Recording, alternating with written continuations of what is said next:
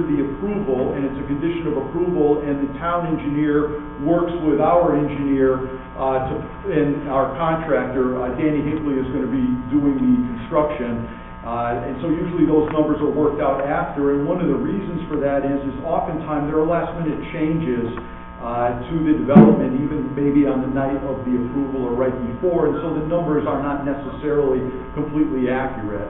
And I have it, but I don't have it right in front of me. What was the third? The other one was just revising certain pages to show the rebuild of the portion of Town Road.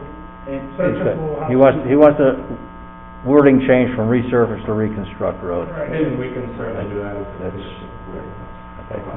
Now, the other thing I noticed that nobody's brought up, and the town engineer didn't, was the open space fee. Because it's not a subdivision, there is no open space fee associated with this.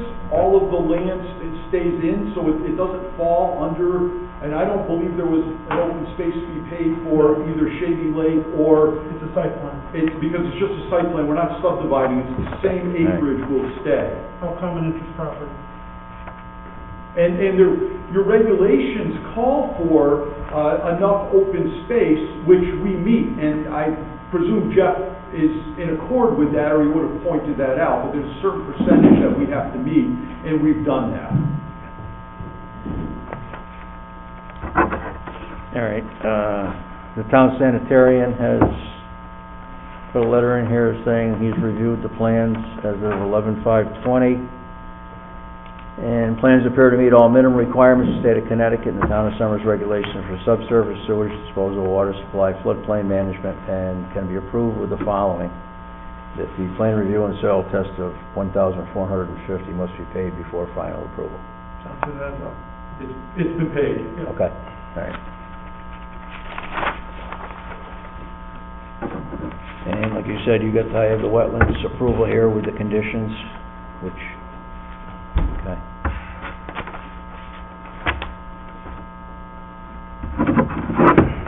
Now, obviously, okay, I noticed that we had talked at one point, water line laterals, I see they're onto each building now. You had them at the duplexes at one, but I noticed they're in here now. Each one has a separate one.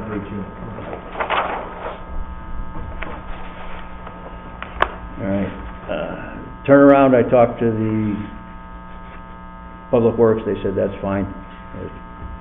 Your turnaround at the end. I think that's all I really had for questions. Any others from the commission? Seeing none, I will open it up to anybody from the public that would like to make comments.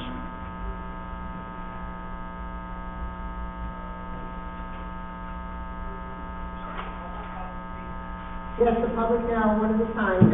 State your name and address for the record. Thank you. My name is Jeff Eli. I'd like to about the proposed development. Jeff, state your address, please. 20 Mason Lane. Thank you. Sure, thank you. My wife and I have been here 28 years. We've raised 3 kids. I've actually served on a couple of boards, so I appreciate everybody's time tonight. And thank you for allowing us to participate. Just a few questions. The proposed development shows homes 9 through 13 backing up to our property, and the plans show a distance of approximately 112 feet from our property line back to the closest home. So this would mean that the existing backside of our hill is not removed or impacted. Is that correct? The hill will be excavated on the east side. However, we'll maintain the existing peak elevation that is there, and that entire area will be augmented with a planting of white pines to provide the minimum of the 30-foot landscape buffer as per the regulations. So the height will stay the same, but it's going to be excavated out. Will the grade be impacted, or will it, obviously you're excavating it because you're putting your septic lines there. Yep. Once that is done, will that grade be brought back to its original? As far as from what you'll see on your side, it will be the same elevation. as the top of the ridge now. So that ridge line will still be there to screen the view of any units from your property, from your home. Well, yeah, my property goes all the way to the top of that ridge, so that would not be impacted. It's on the backside that I'm concerned about, as far as, obviously, water runoff and also a landscaping buffer. Yeah, as I stated, we're doing a augmentation of white pine plantings in there for a landscape buffer. Water will still run in the same direction that it does now. It's a sand and gravel ridge line, so as far as runoff, it would be very minimal, just like it is now. Within that area, we're using an erosion control blanket after excavation, just to ensure that it's stabilized until the grass and trees take root to allow the natural vegetation to stabilize that area. Is there a detailed landscaping plan that can be seen? I wasn't able to pull that up. Just says it was a buffer, but you're telling me white pines, but it doesn't say how many and how far apart they'll be.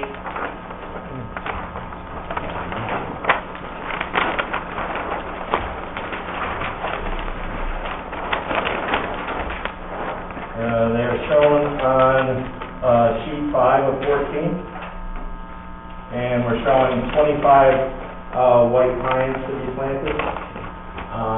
They'll be 5 to 6 feet in height at time of planting. Okay. What is the timeline of this development? When it will begin? I would anticipate early spring. Okay.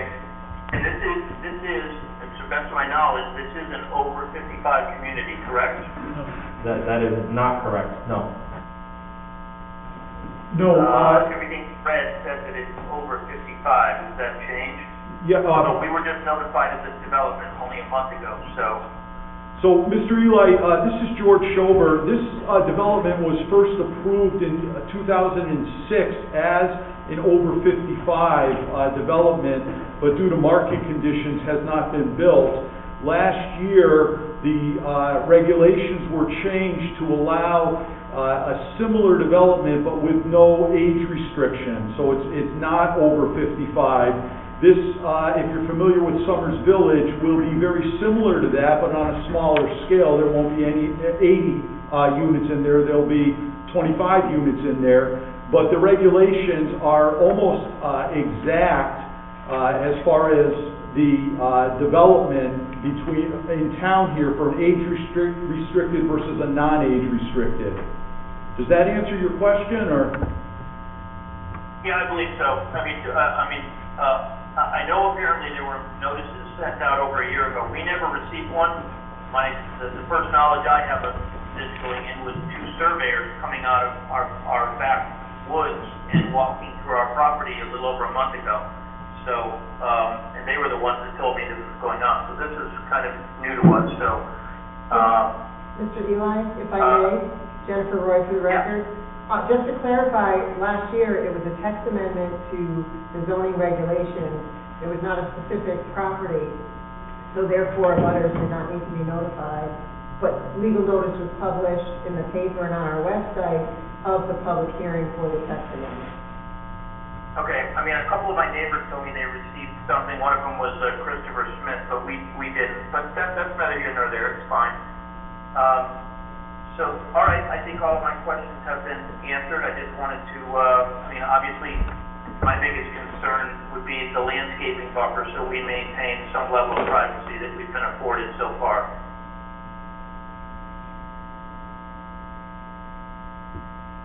Okay. Okay, you're all set. Thank you. Any others from the public who would like to speak?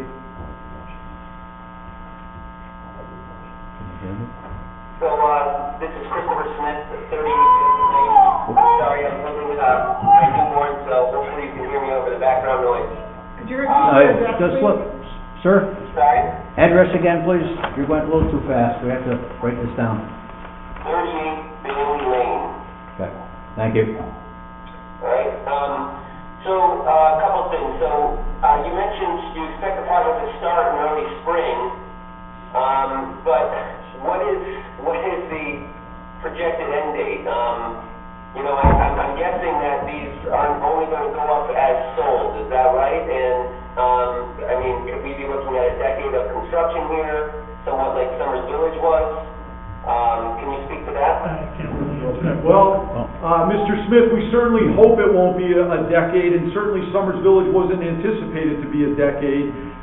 Everything revolves, of course, around market condition, but the idea, I think, would be to be hopefully out of here within 3 years or so. That's the projection, but, you know, you just never can tell. We can't put an end date on it, we just don't know. So they will be sold, they will be built as sold, is what I'm getting at, is that right? There'll be a model home put up, and there may be a spec home put up, depending on how things are going. It's hard to say, but it's not going to be completely built out, and then people walking through 25 units and picking things. That's just not feasible these days.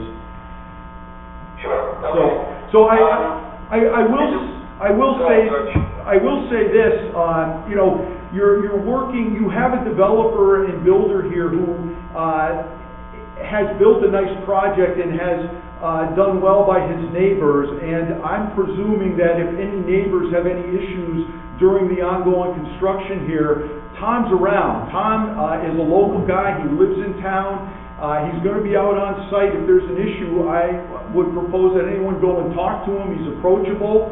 And he will certainly hear out your concerns and try to address them. Okay, great. So my next question relates to the septic. Obviously, there's a lot of septic. All of it, or pretty much all of it, abuts my property. And I have a pretty steep grade leading up to my property line. And, you know, I guess I do have some concerns about having all that septic in my backyard, the potential runoff, whether it be just from water or from the septic itself. Would someone be able to speak to that? Absolutely. Again, for the record, Wes Wentworth, the design engineer. A couple of things I'd like to say. Firstly, each unit has its own individual septic system. Soils are everything when we're designing septic, soil types. These are the best soils you could ask for in designing of septic.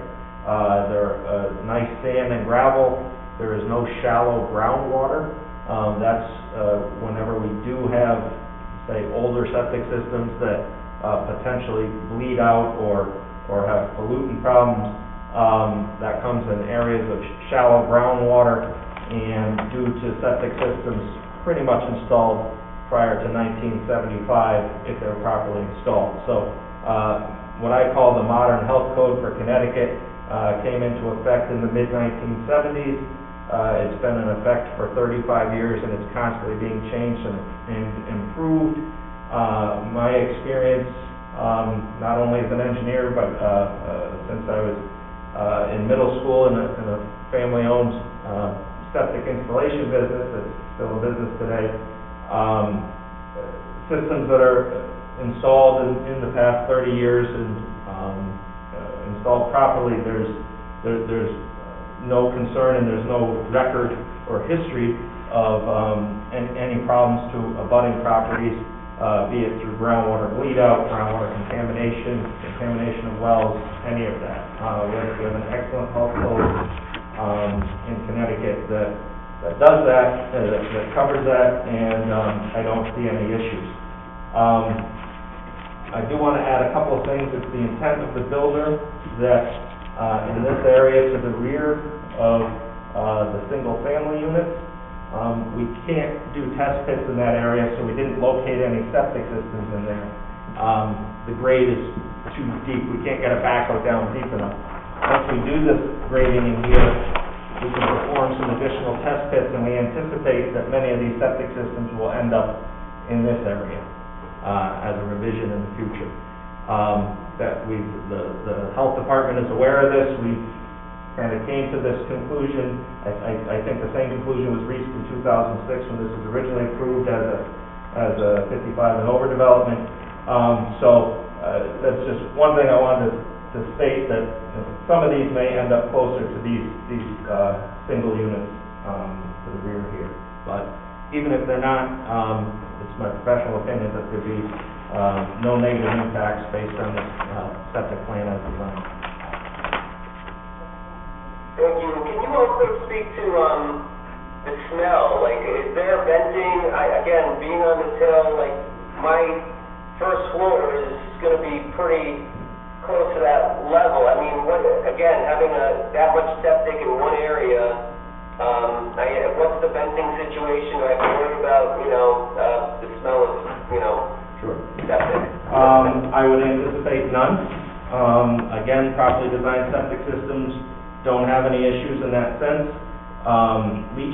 What you have is a septic goes out to an underground tank, which is not vented, that it goes out directly, there's not a vent on the tank, goes out to a leach field beyond that, which infiltrates effluent into the ground. However, it is all positively vented back through the sewer line into the house, and just like everybody's home, there's vents that come out the roof. That's where the oxygen is supplied from as necessary. Properly operating septic tanks, they don't have a smell issue. It's for single-family homes, especially only 2 bedrooms in size, minimizes the amount of effluent that will be coming out of there. Just like you're walking around your neighborhood now, if all the systems were installed properly and put in the past 35 years, you're not going to have a septic smell. Okay, great, thank you. Okay, and one final question I have. So as it relates to the 25 white pines and the 30-foot landscape buffer, all of that seems to begin and end on Jeff's property, and I'm certainly happy for Jeff that he'll have that, but for me, I'm not really seeing, and again, I know this is, a selfish question, but, same sort of idea, the privacy situation, any reason that those pines are not being planted on the 30-foot landscape buffer along my property? Is the intent to leave the trees that are there? Will we not see the homes from my property, from my house? Can you speak to that, please? We will be leaving the woods that are there below the septic systems. I don't know if you can see where I'm pointing on here, but on sheet 5 of 14, to the rear of the duplex units where the septic systems are located, there is a proposed limit of clearing that comes across. There's one area where it will dip into the 30-foot minimum landscape buffer. We are planting a tree in that area. Aside of that, it'll be all existing woods that will look like it looks now. From my recollection in looking in there, it's a pretty thick wooded area as far as the shrubby understory goes. You could certainly speak to that better than I could living there, but that will be undisturbed, and I would say on the average would be at the midpoint of that, it's 80 feet, and it goes down to, once we plant the white pine in there, it'll be no less than 30 feet, so that's what's being proposed. Okay, and then there are a couple tanks that come into that 30-foot buffer. Yep. Are there any requirement, are you able to put septic that close to another property line? Is that all approved? Yes, that is all approved and meets health code. If you're looking at the plans, there's darker trenches and lighter trenches. The darker trenches are the ones that will actually be put in. Any of the lighter color ones are they will not be installed now. Those are future replacement areas. Should these septic systems ever fail, which I would be surprised if they did in these soils, but in case 50 or 70 years from now they need to be replaced, there's an area to do that. We leave 100% reserved replacement area.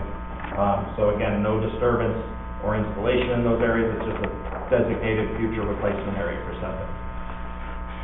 Okay, and this question is more for Tom. Tom, if, obviously things on paper and when they're drawn up and drafted up, it can look a little different when you're on site. And, let's say the privacy isn't maintained there and,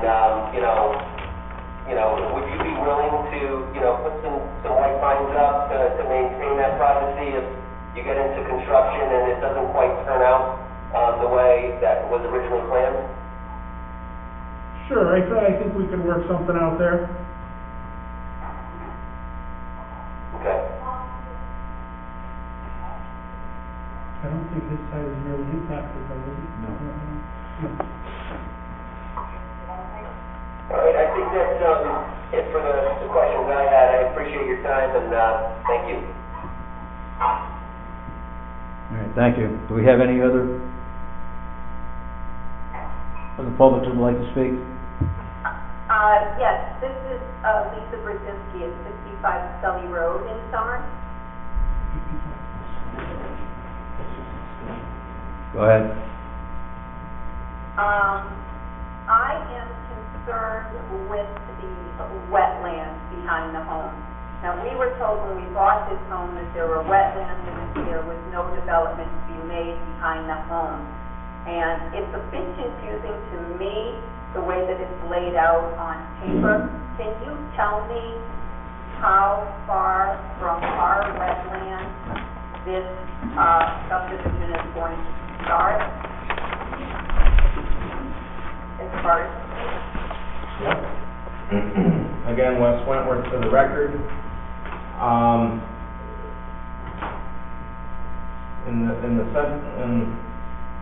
sorry, could I have your last name again? Brzezinski, okay, so your property's in the middle here. Just to give you a feel, it's over 300 feet till there's even any tree cutting from the rear of your property line. So, again, that's 300 feet of woods that would not be disturbed or cut or any development in. So, and that's not. And that is from my property line to where you're going to start construction? Correct, So to the limits of, in there? to the limits of disturbance where the tree cutting is. For instance, the closest unit to your property line would be, I would say 350 feet, so, yeah. Okay.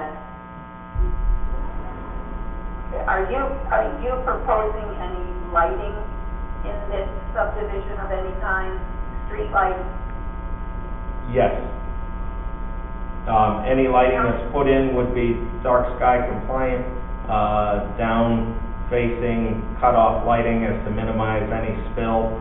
I believe your home is quite a bit higher in elevation than here, so that would even help more so that any street lighting that is put in would be cut off and shielded and down facing, what we call dark sky compliant. Okay. And what are you anticipating the cost of this house being? Around 300,000, give or take.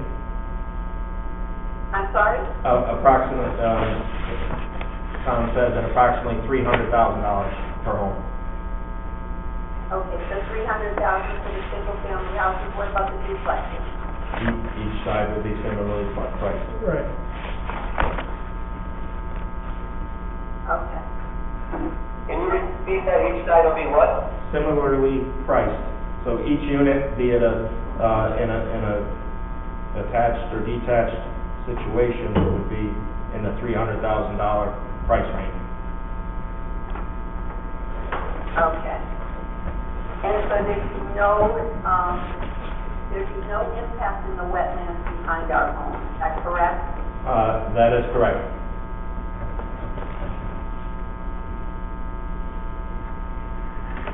So this is Mike Brzezinski. I have 340 feet that abuts the property, and my experience, we've been here 15 years. My experience with the town of Summers is across the street. I purchased a property from Dan Maroulier, one of the prominent builders in the area, and when I purchased the home across the street, there was a piece of property that he said that it's wetlands, and stated that it's never going to be built on. Come to find out that they filled in 40 truckloads, which I watched, and they built a home there. Is there any fill going into any of that wetland in the back of our property? Because I didn't have a good experience in the front of my property. The answer is no. There's no direct impacts to the wetlands from this development. The only exception would be there would be a small riprap apron from the detention basin on the order of 15 by 20 feet that actually extends into the wetlands, and that's quite a bit to the south. from your property. Other than that, there is no impact or activity proposed within the wetlands. And this is the design plan for this property. As far as any future activity, there's nothing proposed at this time. Anything would have to be permitted through the town of Summers, be it Wetlands Commission and/or this board as well. So. And as far as the tree line, I just want to be assured, because I know I can't have a tree near my wetlands. Is any of the tree lines going to be cut between my 340 feet and the property line, or where the actual homes are being built? No. Again, we show a limit of clearing, proposed limits of clearing on our plan. That at the closest point behind your home is about 300 feet. The closest unit beyond that is 350 feet. So there will be a 300-foot no-cut zone behind your home to the closest part of the development from your property. Has there been an environmental impact study done on the property?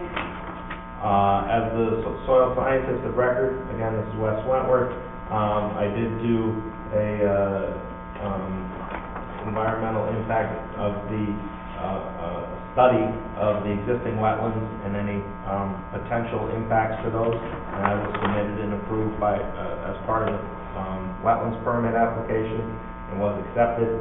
Not a formal environmental impact study, but we did evaluate the wetlands, speak as to what their strengths were, and that we will not be impacting any of those strengths the wetlands have. Okay. Okay, I think those were my questions. Thank you for your time. Thank you. Any other public would like to speak? This is Christopher Smith again. I know I said I was done with my questions, but my neighbor who's having trouble with his audio asked me to ask this question on his behalf. What are the hours that you plan to be, doing construction? And is there plans to be working on the weekends as well? And if so, what time would you be starting in the mornings and ending in the evenings and all of that? Jen, can you speak to that as far as, it's regular business hours during the week. I think we have some rights to work on the weekend as long as it's within a certain hour. I think it's 8 o'clock. Right. I'm not 100% sure of the time. So there may be some weekend work as well, but it would be within town guidelines. Right, there are construction hours, I believe it is, I think 7 or 7:30 to 5:30 during the week, and it might be something to the effect of 8 to noon Like a on half day on Saturday, Saturday. Right. and nothing on Sunday. And you can speak to what you generally Which is, that's do. exactly what we do. So it would just be during the normal work business day, potentially some Saturdays out there. Does that help? I think so, yeah. It covers it for me, and hopefully it covers it for Mike. Okay. All right. Any other from the public?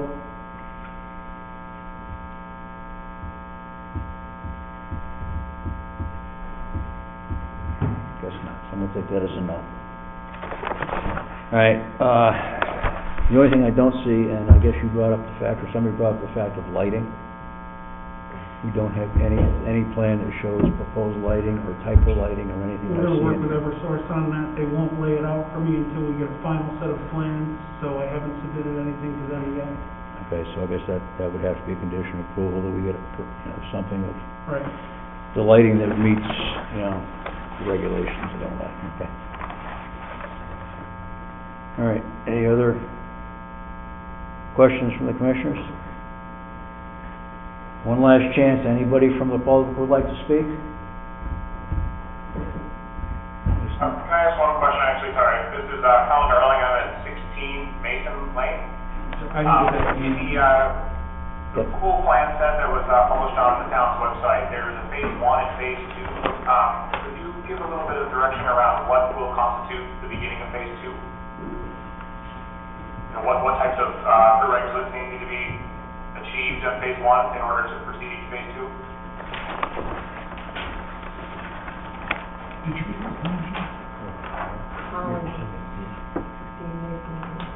Could you repeat, your full name, please, Colin? Sure, yeah, my name is Christopher Colin Darling. I reside at 16 Mason Lane.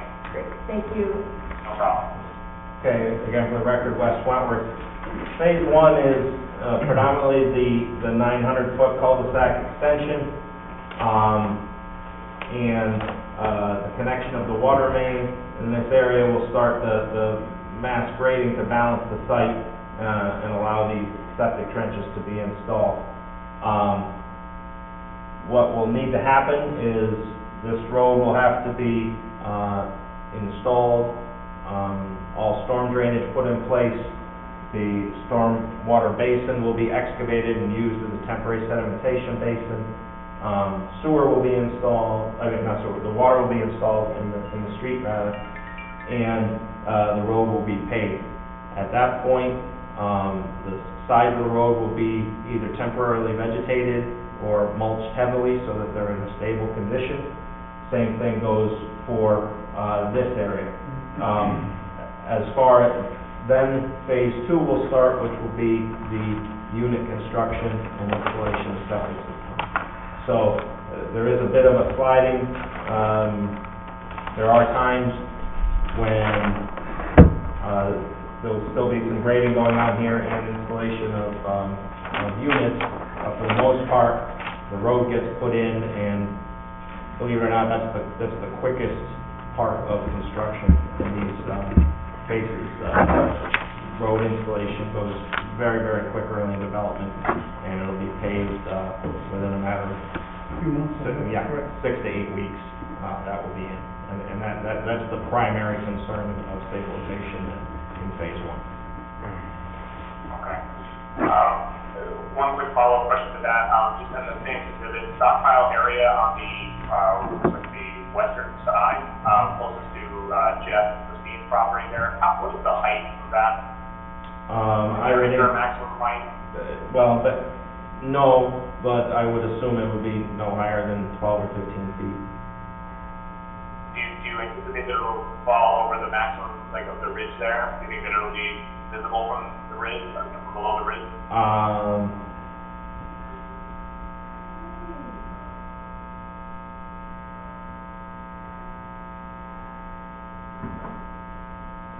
I would say probably not. It's about a 12-foot difference in elevation in there, so I mean, honestly, we don't end up with stockpiles too much higher than 12 feet. That would be unusual. Right. And again, that would be a temporary situation anyways. Not a situation of years. Right. That's more of just a few months. Okay, thanks very much. That's all I have for questions. All right. Any further from the public?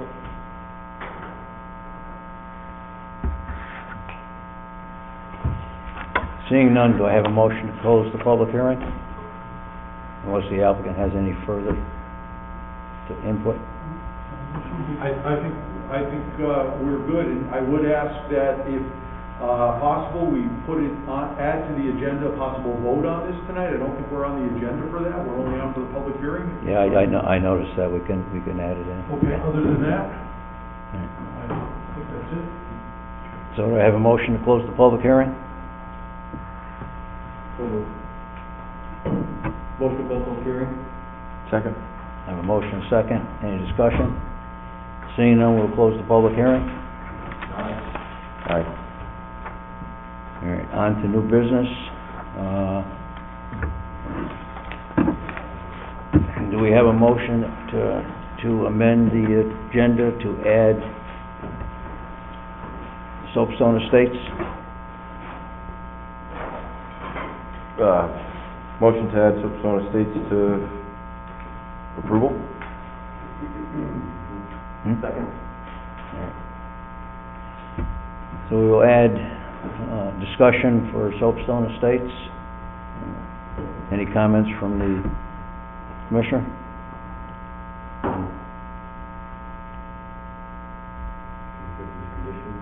So we have conditions, Street lighting? The street lighting. site, the three conditions of the town engineer, a site lighting plan, and I think that was it that we had. If somebody else had any more, so if somebody wants to make a motion. I make a motion to approve King's Development, 19 Royal Manor, Somers, Connecticut, special use permit for attached housing development, being known as Soapstone Estates at Country Owner Road, with the following conditions.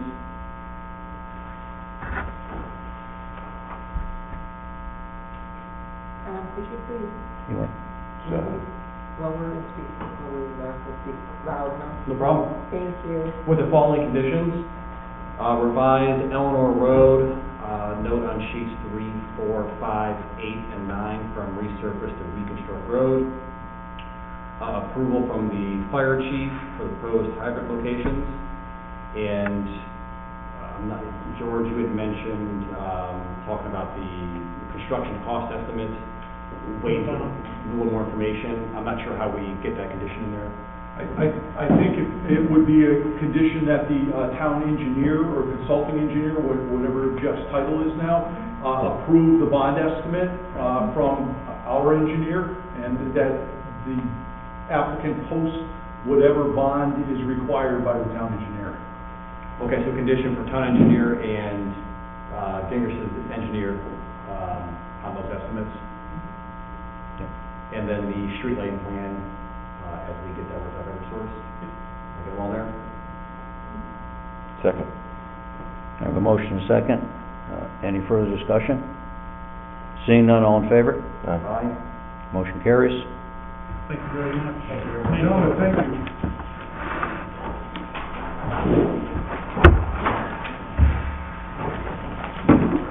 All right, moving along. Zoning referral, 20-015, Summer Zoning Commission, adoption of revised zoning regulations.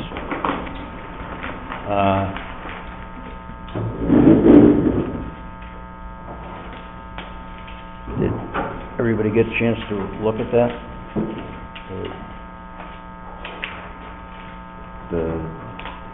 We on the zoning map? Huh? The map? I did not get to look at it as thoroughly as I would like to. Okay, agreed. If I may? In a hurry, or can we table to the next meeting? We can table that to next meeting, I think we have time. Well, if I can first just Okay. address the commission. Basically, it's the same, Thank you again, gentlemen. Thank you. Yes, welcome. Good night. basically, it's the same proposed regulations as last year that we basically had to pull off the burner because of all of the high profile, so to speak, applications that we had, that the zoning commission was dealing with. The only two major things that our consultant, Planometrics, wanted me to point out to the commission, and we have a public hearing scheduled for February 2nd. So you certainly can table it to February, and then they'll have to table their public hearing should they decide to, or table their decision should they decide to close the public hearing. But the two specific items, the zoning commission has decided to remove the minimum floor space requirement, and that's based on case law presented by the consultant, where it's been proven that if you go to court and we require someone to have a minimum of 1,200 square feet, that the builder will win, or, you know. So that was one of the conditions that the planning commission had referred back, and the other decision was to about full basements. So the zoning commission has decided to keep the requirement for a full basement. So those two topics, when you referred it back, I have a copy of your minutes, you had referred it back to keep the minimum square footage and keep, well, you did say keep the full basement requirement. So really, I guess that's really the only thing that's changed. And then they've tweaked the farm winery and they took out just from being a winery distillery, they added it to just be a farm winery, which is more restrictive in what can go on. So, yeah, I mean, if you looked at the other one, I guess that's the only change they've made from what we approved or sent back as a positive referral last time. So if you decided, so basically you would, it's like a brand new slate, it's a new referral back, but if you do want to, keep the minimum floor space, the zoning commission would have to have a, Okay. Well, three-quarters. So, motion for approval of the zone referral 20-015, Summer Zoning Commission adoption of revised zoning regulations. All right, so we have a positive referral for the adoption of revised zoning regulations. Any further discussion? Seeing none, all in favor? Aye. Zoning referral, 2016 Zoning Commission adoption of revised zoning map. This hasn't changed from last year. That hasn't changed either. We're adding an A2 zone, which is, I don't know if you guys remember, but it's just making, we have A and A1 zone, we're making an A2 zone, which is for areas like Maple Ridge Drive, that the lots are smaller. So the setbacks are reduced from 25-foot side yard to 58-foot, and that sort of thing. So it makes them a little bit more compliant, maybe less have to go get a variance if they want to put a shed or a pool, things like that. It's easier for them to get a shed. Exactly. Right, yeah. Right. So, but that's what we had on last year's map as well. Just wanted to point out that's kind of the only change for the zoning map.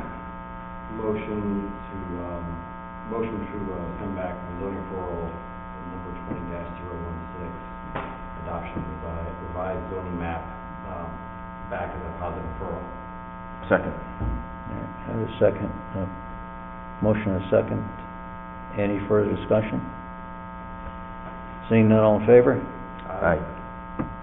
It was back, positive referral to zoning on that.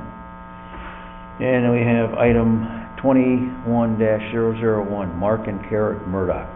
Application for text amendment to the following section of the summer zoning regulation: 214-4, 214-84, 214-87, and 214-98B to allow farm winery and winery brewery as permitted use in all zones. So this application is pretty close to what is in the revised zoning regulation, except they have a few different. I think theirs is 10 acres, and the zoning is 5. Right, I don't have any specific notes as to the differences. I think also they want to just have, they don't want to wait for the regulations to go through, and there's a few tweaks that they feel. And I think that they submitted it with their application, or you don't have it in front of you. When do the regulations go through? The new ones? Well, When what do the happened new is, ones get pushed through? They're gonna have a public hearing. This is gonna have to have a public hearing. I think the regulations, my own opinion, the adopted new regulations will happen before this happens. Before this happens. we have a public hearing scheduled for February 2nd, so depending on how many people and what we need to do, I don't know if they'll open and close the public hearing that night, and then any final tweaks, and then vote on it. Currently, with this application, based on your referral back, then they need to schedule a public hearing and refer it to CROG, and so there'll be another, 30 days out as well.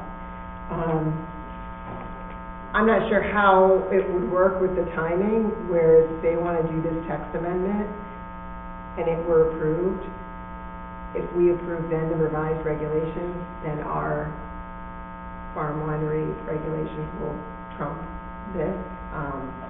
So it's really, it's tricky timing, so I'm not really sure what to say, other than I guess just, go back to whatever you feel. I don't have their text in front of me. I thought I emailed it to you guys. It did, I read it. Tim, correctly, right now, it's special use in all zones, and this application from these individuals asked No. us to change it to permitted use in all zones. And the Permitted towns with are a right. special use. What's that? Permitted with a special use. Special use. But their application is to allow farm, winery, and vineyard brewery as a permitted use in all zones. Is that what their application is? Do you have a copy of the wording? I don't have. I'm just looking at the agenda, No, I don't think that's, the Still with way it was special written, when I read it, it's still a special use for that. Gotcha. Because if that's, I'm looking at the end, and it's saying special use, so, Yeah, this is just, when Jen typed this up, I guess it's just as permitted use in all zones. so yes, these applicants are just asking for a special use permit for the winery, brewery, whatever, in their zones. Right. Well, yeah, But the actual text that they have submitted, I have to call it up on the screen.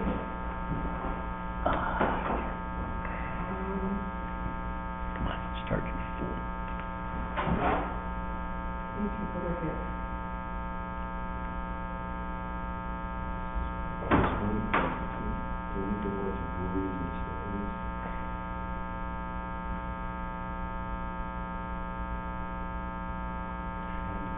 They added farm in front of brewery, winery, distillery. I'm just totally confused with what you're supposed to be considering here. I'm trying to figure it out.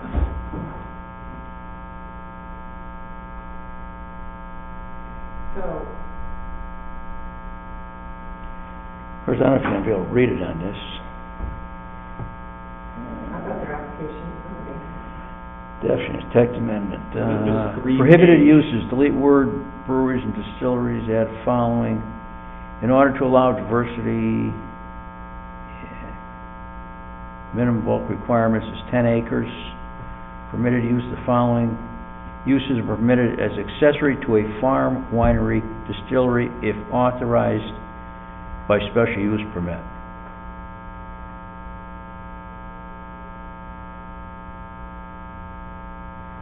I think they're also, one difference is public events. They want to add the public events, activities such as artist reception, exhibition, music, entertainment, related seminars, meetings, tasting.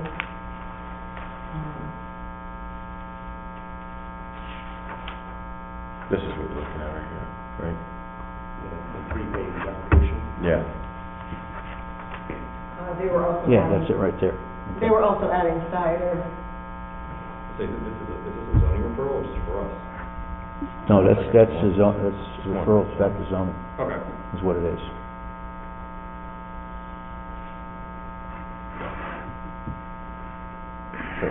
But I think they've got that, well, That's what I was confused. Wait, What does that do?